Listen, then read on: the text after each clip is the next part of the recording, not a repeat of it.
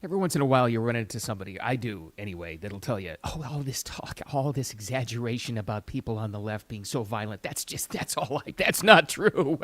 Well, I think after yesterday's developments in Manhattan, and a judge's ruling in a pre-trial hearing for Luigi Mangione, I think a lot more people are woken up to the fact that this actually is a real thing. The loony lefties are violent. They're big fans of gun violence, and they will celebrate murder if it's something that fits their narrative. It's not the nicest story in the world, but I always try to bring you with good news. The good takeaway from this development yesterday in this trial was that more people than ever are aware of that because this story is so big. Big development of the pretrial murder trial of Luigi Mangione for gunning down Brian Thompson, the United Healthcare CEO. And not all is lost, but boy, this was just a shocker. We'll talk about it. Anyway, thanks for being here. Wicked Radio live stream and podcast and the replay live Monday through Friday, 8 a.m. Eastern Time on X and YouTube and Facebook, and the replay and audio podcast wherever you like to get those. Let's get right to it. Let's go back in time a little bit, and it was horrifying, but it was one of those stories that showed us so much. What do I mean by that? The story and the takeaway to me in all of this, even more so now than when it originally happened, on December 4th, 2024, when the United Healthcare CEO Brian Thompson got out of the limo, Midtown Manhattan, morning, about 8 a.m.-ish, I think it was. Get out of the limo. He's walking towards the corporate building for the corporate quarterly meetings, maybe yearly end meetings. It was a stockholders meeting or something. And he's gunned down in the back by, now we know, Luigi Mangione. That was horrifying. We all remember that. That's just awful, right?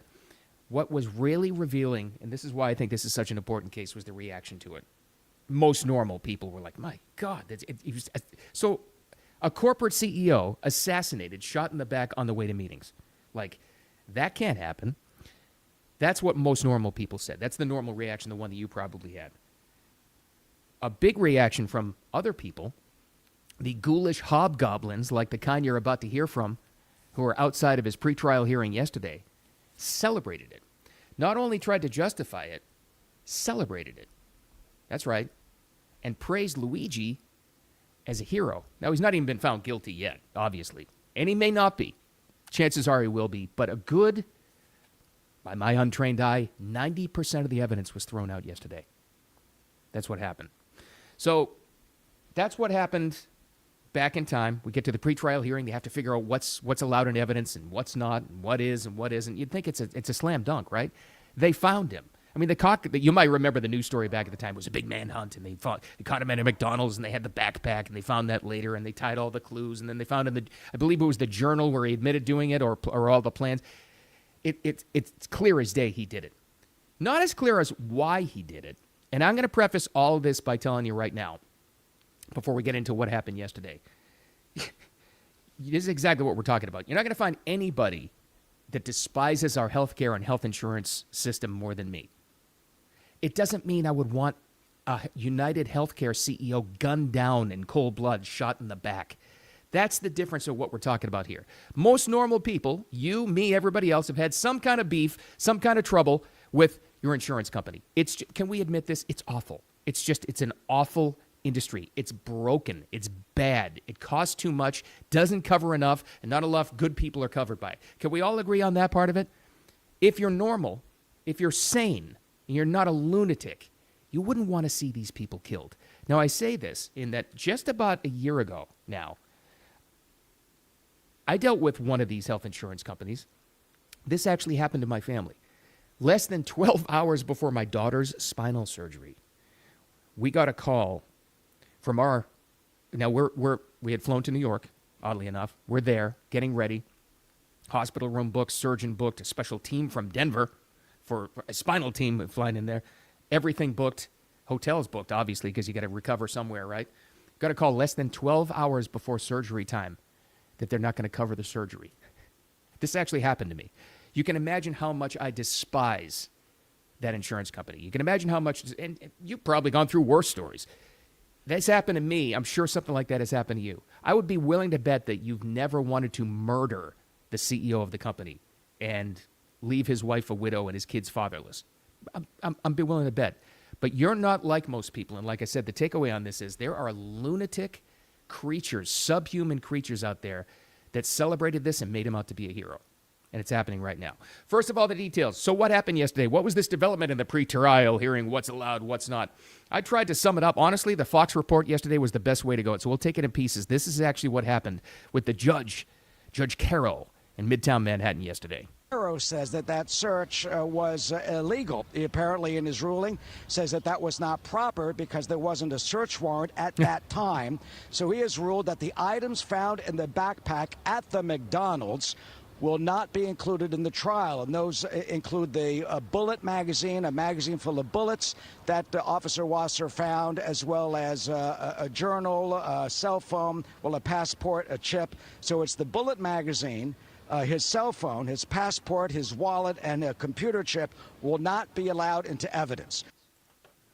Okay, so, and again, my untrained eye and ear, here's my takeaway. That sounds like, to me, that's 90% of the evidence just got tossed. This is why everybody's going, oh my God, he's going to get away with it, isn't he? No, not quite yet. They are going to allow the gun, but not the magazine casing, the journal, all the other items that were in there. The journal, which apparently, by the way, reportedly, I've seen different stories back and forth that he admitted it or talked about the plans or detailed it. I'm sure you can find everything else. So that all that stuff is absolutely tossed. Before you jump off a ledge here, they still have the gun. And I'm sure, and this is gross, I'm sorry, but I'm sure they can match that to the bullet that was in now deceased Brian Thompson, the United Healthcare CEO. I'm sure they can do that. But still 90% of this tossed. Here's what else they said in the report. So what is going to be allowed and where do we go from here? Then happened was Wasser turned off the body camera, drove 11 minutes to the police station, and that's when Mangione was processed. And as part of that inventory, Officer Wasser found the gun, a handmade 9mm weapon. Apparently, under this ruling, that will be allowed to be in the trial. That the gun, the weapon that police say was used to kill Brian Thompson, the United Healthcare CEO, will be allowed into evidence. But what is not being allowed is, as I've said, the magazine full of bullets, as well as some of the other items that Mangione had. What? How do you actually make this? How do you make this argument? I'm always amazed because it's like, listen, everybody always wants to say, we got to get rid of the lawyers. No, they have to practice law. It's their job. I'm sure his defense team believes he's guilty as hell, too. They've seen the evidence. They know that. But they have to practice law. It's their job. I couldn't do it with a straight face. I couldn't actually argue to get that stuff tossed. I couldn't do it. Morally, I couldn't do it. They're practicing the law. It has to be done. You have to have, a due process and a fair trial and everything. I get it. I completely understand that. But they just made it a whole lot tougher. It's not guaranteed he's going to get away with murder, but they just made it a whole lot tougher to get this guy put away for life or worse because of all the evidence that was tossed. Didn't have a warrant. You remember, there was a search party out for the guy. What are they supposed to do? Hold off on that and go to a judge and get a search warrant before they find the guy? He might be gone now. Oh my God. It's just, wheels of justice turn slowly, all right. All right, that's not even the biggest story from yesterday. What is? Well, it's like I said in the introduction, the reaction. The reaction at the time when Brian Thompson was murdered, the reaction all throughout, where they started fangirling, mostly, it's important to the story, over this kid, and made him a hero. And now yesterday, outside of the pretrial hearing. Now, this is why this is going to disgust you, but again, I want you to keep this in mind.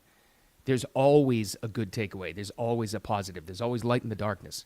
And the light in this case is way more people out there, way more people in your social group or at work, or maybe even know some people that were saying that Luigi is a hero. Maybe. But there are a hell of a lot more people now fully aware of the violent, lunatic tendencies of a certain segment of the population that's out there. Fully aware of this because this story was so big, because it was so horrifying, the reaction of these fangirls. And by the way, did you know they have a name? I just learned this. The Luigi fangirls who call him a hero, they're the Mangionistas. Oh, just sick. But not as sick as what you're about to hear. Here they are. I clipped this. I didn't play all of it. It's just too horrifying. But this will give you a good taste of what this is. Brian Thompson. That's all I'm going to say. That's all I want to say. Brian Thompson, his mom. That lady said something on Inside Edition. I said what I said. I don't give a fuck. His children are better off without him. They need to learn to not be like their dad and enjoy the blood money, kids. Okay, F. Brian Thompson, that was the first one. The second ghoulish hobgoblin there with the outfit and the green and the whatever the hell that thing is. His kids are better off without him. She went on to say F his wife. That was something, that these are nice people, right? These are creatures. These are what they are. These are subhuman, non-human, hobgoblin, ghoulish creatures is what they are. But the understanding is you have to understand it's different now. The whole game is different. That people, and this is why I say this is the big story, this is the takeaway, is the people celebrating this are the creatures that are out there. And more of us than ever are aware that is out there. They're violent. I think they're completely immoral, in my own take. That's my own opinion. You can make your own call on that thing. They're big fans of violence, and they're big fans of assassinations. He's the same, I would bet you, I don't know, I would bet you the same Mangionistas that celebrated Charlie Kirk getting shot, These are the same people. This is the same mindset that's out there. So you got to understand, and I need to understand it too, what exactly the lunatic left is all about. Violence, if you don't fit their tendency. Violence and hatred is what they are. And you need to understand that and stop pussyfooting around it. It is true, it is real, and all you need to do is look at them to understand that. That's what they are. And isn't it funny, too? Like these same people, I would bet you at some point in time, these three ghouls went to some sort of an anti-gun rally, isn't it? But they're so in favor of gun violence when it fits their narrative. It's just amazing. They published their names. I don't think we need to say who they. No, actually, I think we will. I have their names here. I wasn't going to read them, but hopefully I see them, up on charges for something someday. April Rios, Ashley Rojas, and Lena Weisbrot. Lena Weisbrot was the one who said his kids are better off without him. Brian Thompson, that is. That's what's out there. So you just have to be aware. That's the good news. More people are than ever. Back in, going back a few months here, it might even been from last year, a guy that has been the target of political violence had a comment on this entire thing. Is what President Trump said last year. Some people seem to admire him, like him. That was a terrible thing. It was cold-blooded, just a cold-blooded, horrible killing. And how people can like this guy is... that's a sickness, actually. That's really very bad, especially the way it was done. It was so bad, right in the back, and very bad. Yeah, you get the thing, the celebration of the, because that was the biggest story of the entire thing. I mean, even if there weren't people celebrating this, like back when we were like normal, 15, 20 years ago, maybe if we were ever normal where people didn't celebrate murder, even if you didn't like the guy that got murdered, back in those days, it would have been a big enough story that a healthcare CEO got assassinated in Midtown Manhattan. That would have been a massive story, and it was a massive story. What became a bigger story, especially now, is the reaction of these fangirls and these people celebrating the murderer the alleged murderer, as a hero. That's the bigger story, because that's the takeaway in what's out there and what you face every day. And I hate to tell you, and I hate to scare you in real time on a Tuesday morning, this isn't just isolated to New York. This isn't there. You probably, if you work in a large group of people, you're part of a large organization. You have some of these creatures within your group. Sure, you do. Of course, you do. You may not know it. Maybe they're smart enough to not go publicly and pronounce this or cheer for them or wear free Luigi shirts or call yourselves Mangionistas. Maybe not, but they're there and it's around you. So you got to be careful. Number one, but you also shouldn't ever put up with anybody telling you anymore that. That's just an isolated thing. That's just an extreme. You're hyping that up, to make it all look bad. No, it's there, and it's very, very common. That's what you're going to be aware of. But again, that's the good news. Now, a couple of different things here. These three creatures that you heard from that are blasted all over the place, and every single news outlet now is talking about their comments because it was so disgusting. Did you know, we just all found this out last night, they had press passes. That's why they were allowed next to the building. You may be asking the question, why are they hanging out not inside, but right outside the doors of the pre-trial hearing of what's allowed as evidence in the courthouse? They have press passes. You're in Manhattan. Who issues a press pass? Well, technically, Mayor Mamdani's office. So there's no vetting in who gets a press pass in this. Those aren't journalists. These are violent, crazy, lunatic leftist activists who have press passes, which means they would be allowed inside that trial when the murder trial happens. This is a big systemic problem, and I think it adds to the pile of evidence you could use to say you have to. It's beyond just the dirt on the streets. It's even beyond just the violence in a city like New York. It goes way deeper than that. It's systemic, that creatures like this were issued a press pass, that a judge would throw out 90% of the evidence that was obvious, right? It goes way deeper than that. There are big, big problems. And it only feeds into the lunatic creatures like these ghoul goblin creatures that were outside celebrating Luigi and saying that his victim's family is better off without him. That's what's out there. Which leads to this. I don't think it's going to happen still. I don't think he's going to get away with the murder. Let's face it. You heard there in the Fox report. They still have the gun. They can match that up with, sadly, the bullet that actually was in Brian Thompson. Unless it went through. I don't think it did. He was shot in the back and it was 22. So they can do that. They have the evidence.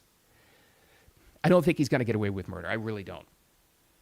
But can you imagine for a situation, if you want to scare yourself, can you imagine if he did? Now imagine the victory parade, those disgusting, ghoulish creatures, like we heard from outside of the pretrial hearing, the Mangionistas. Can you imagine how empowered and emboldened they would be after that? And what that would lead to, and this is why it's so important he doesn't get away with murder, is because all of a sudden you've sent a clear and distinct message to all the other lunatics out there that they can do this, that they can get away with it. Look at Luigi. He got away with it. Look at that. He got away with it. We could too, if we get a hold of the right DA in the city where I live. That's the danger here. But again, that's a little too scary to think about. Let's just keep it where it is. They still have a lot of evidence against the guy. Nobody likes the healthcare system. Nobody likes health insurance companies unless you live there or you have stock. We all hate it. It doesn't mean that normal people want to see their CEOs murdered like that guy in Midtown Manhattan. But the good news is more people are aware of the creatures that celebrate this kind of thing. You just have to be aware. Then maybe they've always been. Maybe this is a new thing. Maybe not. Maybe Trump sent them over the edge. I don't know. I tend to think they've always been there. They're just coming out of the woodwork now. It's like when it rains and the worms come out of the grass. That's what I liken it to. That's what this is. But you just have to be aware. And more people are, and that's the good news. Believe it or not. We'll keep an eye on it. Anyway, thanks for hanging out with me. I appreciate you, as always. Many, many audio podcast listeners, I appreciate you for downloading, subscribing, liking, sharing. Whatever your favorite podcast platform asks you to do, you did it, and I thank you so much. And share it along so when you know new episodes are out. I post that as soon as the live stream is over, Monday through Friday, 8 a.m. Eastern Time. And the replay there, too, on X and YouTube and Facebook and all that good stuff. It's only Tuesday, but make it a wicked awesome one. Be safe. Talk to you tomorrow.